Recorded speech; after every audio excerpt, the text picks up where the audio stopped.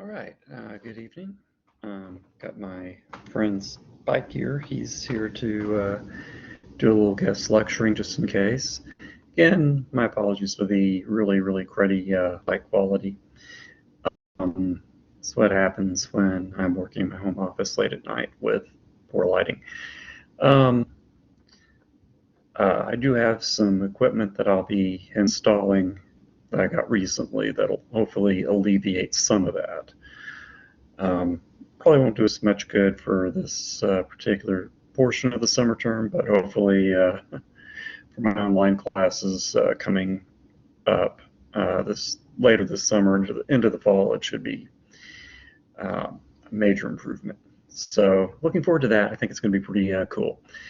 Anyways, I wanted to spend a little bit of time going over how to modify Appendix B and C, since those are the appendices where we deal with whatever measures we're going to use. And what I'm going to do is give you something that I mocked up for my spring students a few months ago, with the idea that hopefully it'll be fairly relevant to you. And so I'm going to go ahead and share my screen, and this is not actually on the template itself. I just am using a separate document, which I know I have really said that's not best practices. So I'm going to be a little self-contradictory. That's all right, roll with it. And I will roll with it as well. And let's see, share content. Share application screen, find window, and there we go. All right. So as you can see here, this is for another project I'd like to try to replicate at some point, looking at attitudes towards torture and authoritarianism. And what I've done here is I've used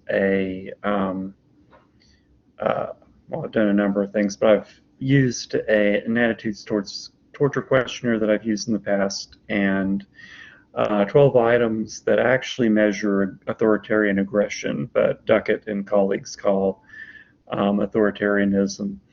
I've got that in there. Actually, I'd probably use a full scale for Duckett, but just in the for the sake of time, I just went ahead and included those handful of items. But to start off with, I've got the demographic information, and as you can see, there are instructions that say please check the appropriate answer, and you can see that people can specify themselves as male, female, others, and hopefully give us something to work with there, like trans male, trans female, non-binary, etc., so people can do whatever they want there. And then finally, an option to just simply decline to state, which seems really about the most ethical thing you can do. Give people choices and give them choices to also decline. Age, they just simply write in whatever their age is. Since the sample is intended to be college students, they can specify their matriculation level under classification. Ethnicity, you can see what I've done here. And I think I'm going to change this to white, Hispanic. And you can see here that I've done a number of things. And this isn't what I would call exhaustive, and yours doesn't even have to look like this. You may have thought of some things that I wouldn't have thought of. So all up to you. I've got marital status here at hometown just because they were already on the prospectus, just so you can see what that might look like. And then you can see here that I've got a stimulus paragraph that kind of describes what torture is, and then 7 statements that are used to describe the preceding paragraph. This preceding paragraph, by the way, was taken and adapted from an article by Crandall and colleagues from 2009. I know one of the co-authors, actually, Linda Skitka, who was part of that team. So anyways, what you can see here is I've got some instructions. You can see what the scale looks like. It looks a little different. Mine looks a little different than what is there on the prospectus template, which is fine. Remember, you make the prospectus template you-friendly, as long as it meets the basic specifications of, including if you're doing a questionnaire that it has, the Likert scale as it exists, and you have the items. And so the idea here is that people would write the number next to the item. Okay. And which is again what they're instructed to do. Okay, so there you have it. And again, I need to add a few things here, and then I need to get rid of some instructions here, but if I'm in rough draft mode, this might be what I've got. And then you can see this is my authoritarianism questionnaire. Actually, the one that Duckett colleagues developed back in 2012, or maybe 2010. And again, you can see the Likert scale. You can see some instructions for writing the number that best fits your particular belief. And you can see that there are actually 12 statements in this one. So it's one of the questions I sometimes get, and I get I get these very panicked emails from people who go, "I've got only 5 items on my questionnaire," or "I've got 20 items or 40 items. What do I do?" And I just say, add the items, all of them, put them all in, and don't worry about it. If it takes multiple pages, that's fine. We're not going to get mad about that.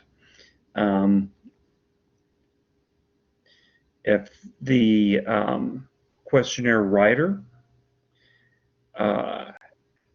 has got however many items, say like in this case 12 items for this particular one, there's a reason why they have those 12 items, and it's a really long story. It involves writing tons of items, doing factor analyses, doing item analyses, eliminating items, doing reliability checks, doing all sorts of validity assessments, and so on, until they get to that point. And one of the beautiful things about both personality and social psychologists, and if we do one thing right, it is write questionnaires and validate questionnaires. We're really good at that. And so we may be lacking in some other areas, but we're really good in that. So these are the questionnaires, because I want to see if authoritarianism and attitudes towards torture do indeed correlate with each other. And then you can see the key code, and you can see how I've done this. And again, I'll change this.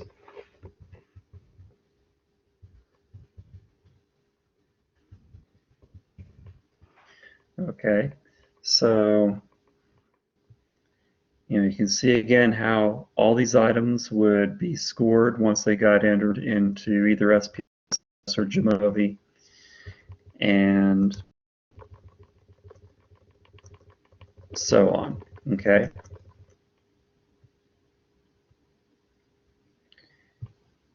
And then you can see that for For the key code for my questionnaire, for example, the attitude towards torture questionnaire, I decided the simplest thing to do is just simply say, note that participants can score between 7 and 49 on the scale, with a higher score indicating greater acceptance of torture.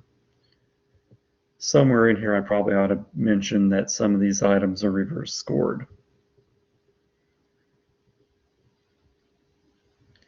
And again, you can see Appendix C, it's the same thing from Appendix B, except I'm saying, note that participants can score from 12 to 96 on this particular scale, with a higher score indicating higher level of authoritarianism. And so that's really about it. There's one more page for Appendix C.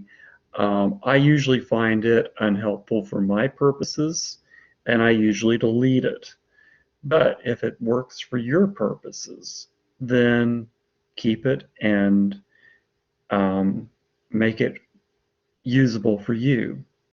But the idea of a key code, this is really kind of your code, your code book, so that when you're entering data into your statistical software, when you're analyzing data and trying to understand what you've got, then you'll be good to go.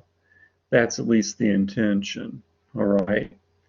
So again, this is something that I put in course resources for you so that you would have it available, so that you at least had a sample Appendix B and Appendix C.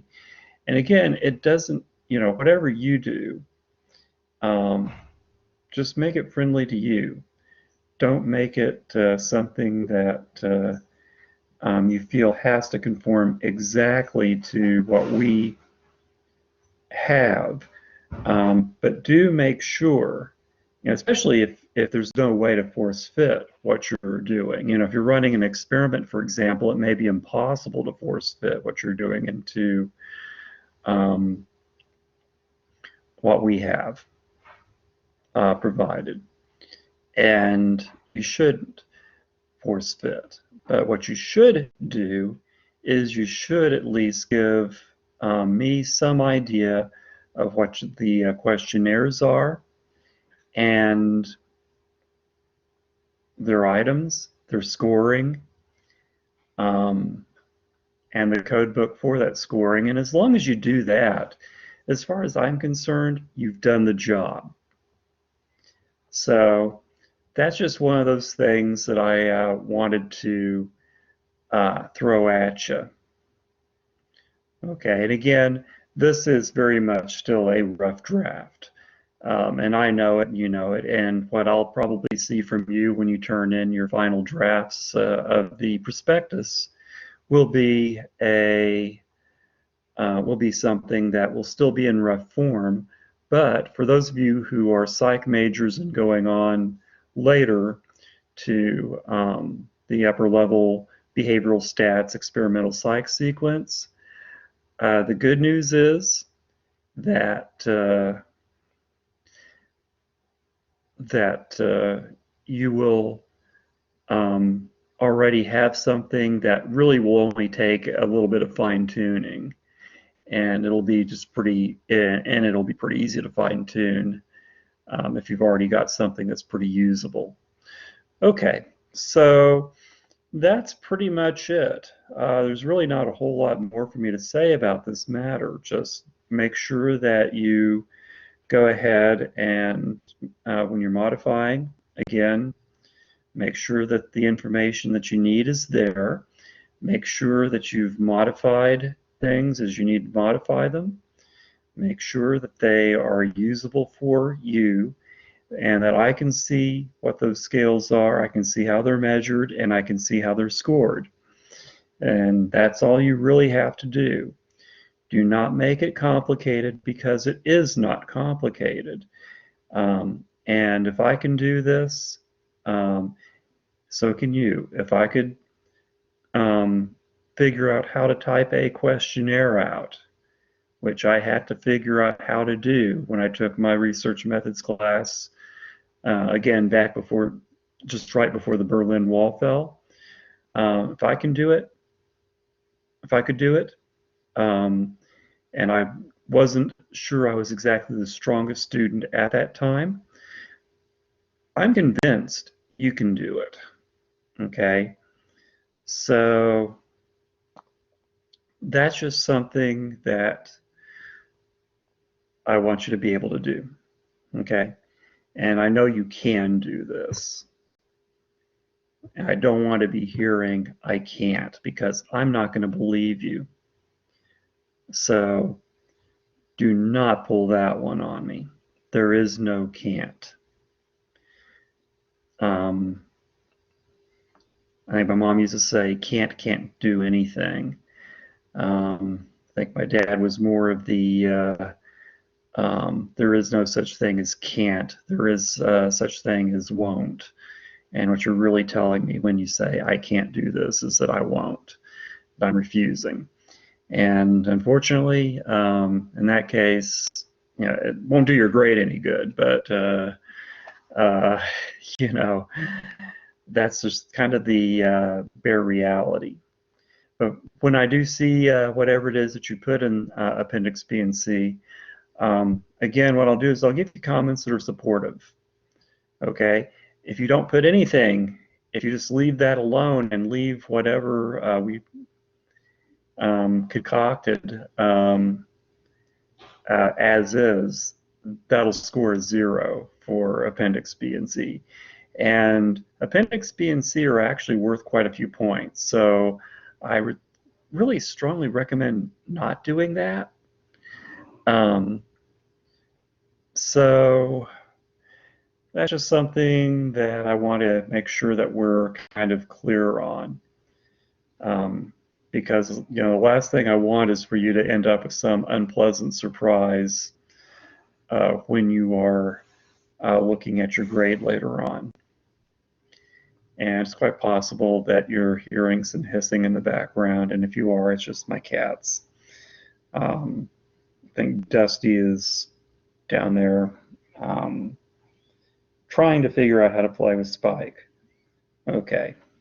Hey, Dusty. Hi there. Hi there. I don't think Dusty wants to come see me right now. He's too busy playing. Oh, and he's hungry too. So, all right. Anyways, it's time for me to get off the computer. This was my last day of AP reading, and I've been on a computer so much of the day, I really just need to be off. So I'll look at your stuff beginning tomorrow at some point. And my goal is to try to knock these out as quickly as possible. When you've got a remaining class of 20 students, and probably, I'm guessing based on what I've, you know, at least contacts I've had with folks, right now I have 9 waiting for me to score. As far as prospectus drafts in Module 2, I'm guessing it'll probably bump up to maybe 11, possibly 12, I don't know. We'll see. But I'll try to knock out as many as I can Friday. Whatever I can't knock out Friday, I'll get done over the weekend. And then that'll be it. I've got one more video for certain that I'll want to do, which is basically going over Appendix A, you know, doing Appendix A and doing Appendix B, or Appendix D. Okay, I'll want to knock that one out at some point, so I'll need to block out some time and make that happen.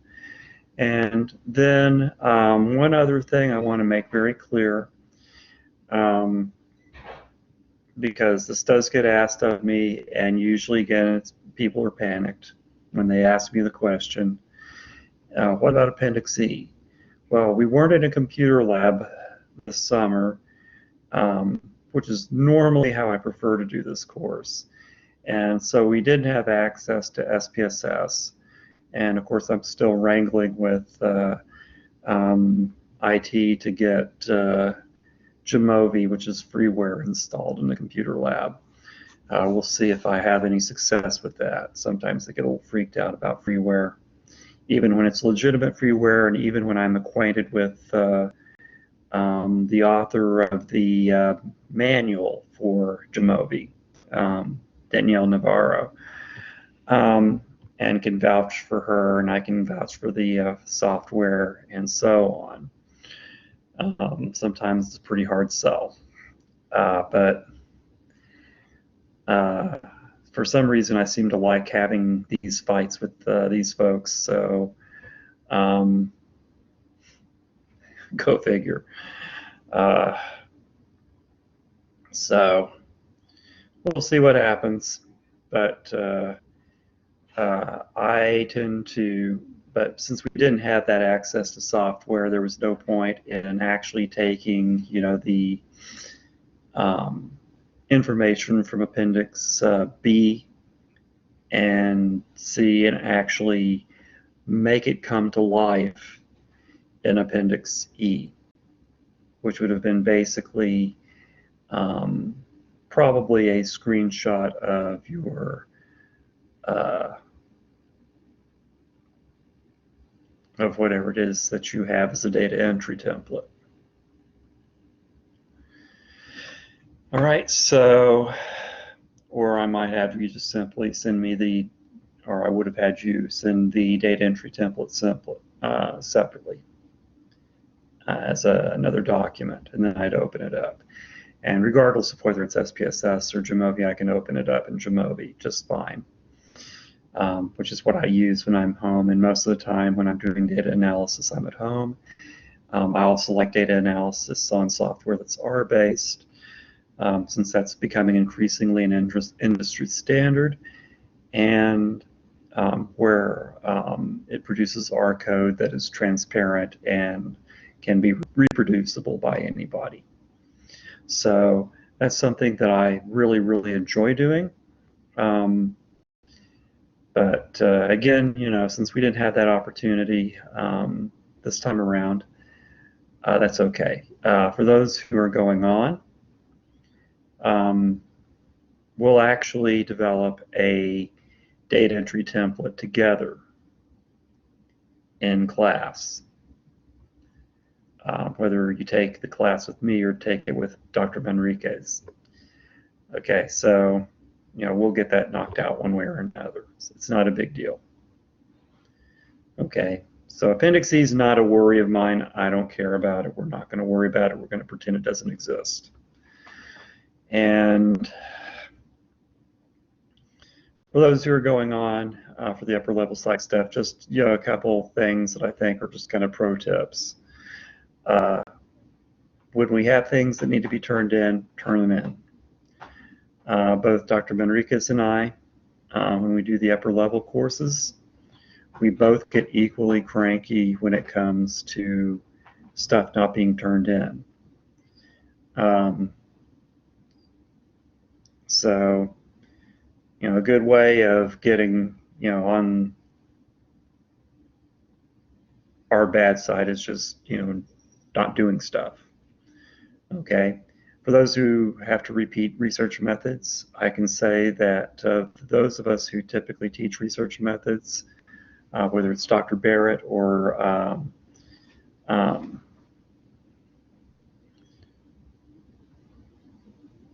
me, the bottom line is, or Dr. Otero, I don't know why I was about to leave her out. The three of us really have a very similar approach to how we think about the course should work, and we have very similar thoughts about stuff not being completed. It's just simply not acceptable. Okay, and while I try to be polite about it and I try to give some gentle nudges, at some point, I just have to say,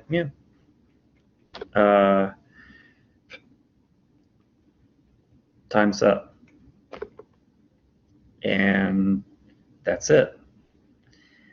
And so, again, I get life getting in the way and all that, but at some point, I do lose sympathy.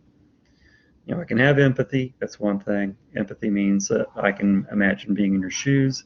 Sympathy is, having pity on you. I don't do pity. Um, I can empathize. I can tell you life has definitely been in the way a lot. It happens. But somehow I keep coming here and I keep the course moving. I kept this course moving while putting in nearly 60 hours during AP reading. So again, something that I kept the social psych course going under the same constraints. I started thinking about my upcoming 5-week course with the same constraints. Plus, I had to deal with an ant invasion. That was yesterday.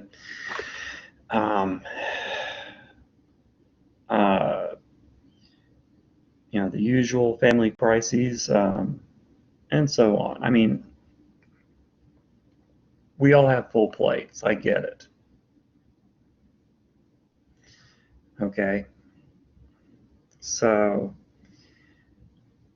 the things, and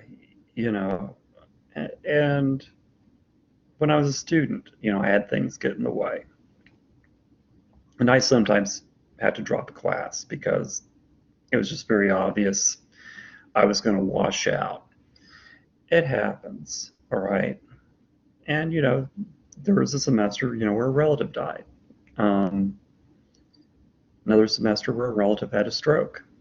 That was very massive. Okay, things like that, take something out of you. So what do? Tried to salvage what I could of that particular term, repeated what I had to repeat, moved up, tried to learn from it, and moved on. Okay, that's it.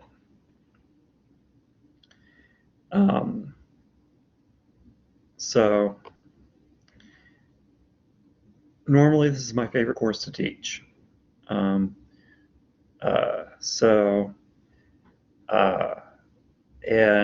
for those of you who have been giving me stuff to work with, I've really been enjoying watching your ideas evolve and watching these prospectuses come to fruition.